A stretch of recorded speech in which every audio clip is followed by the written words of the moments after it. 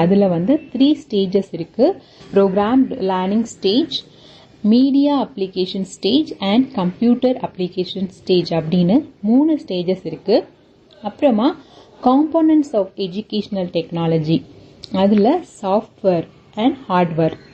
சாஃப்ட்வேரில் என்னெல்லாம் நம்ம பயன்படுத்தலாம் அப்படிங்கிறத பற்றி இருக்குது.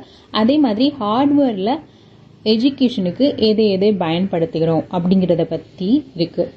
ஓகே, செகண்ட் யூனிட் போகலாம். செகண்ட் யூனிட்டில் பார்த்தீங்கன்னா ஃபர்ஸ்ட் ஆஃப் லேர்னிங் தியரிஸ் இருக்குது. செகண்ட் ஆஃப் பார்த்தீங்கன்னா மாடல்ஸ் ஃபார் இன்ஸ்ட்ரக்ஷனல் டிசைன் இருக்குது. இதில் வந்து பார்த்தீங்கன்னா ஆடி அதோட அப்ரிவேஷன் நீங்கள் பார்த்து வச்சிங்கனாலே போதும். அதில் என்னென்ன ஸ்டெப்ஸ் இருக்குது அப்படிங்கிறத நீங்கள் தெரிஞ்சுக்க முடியும்.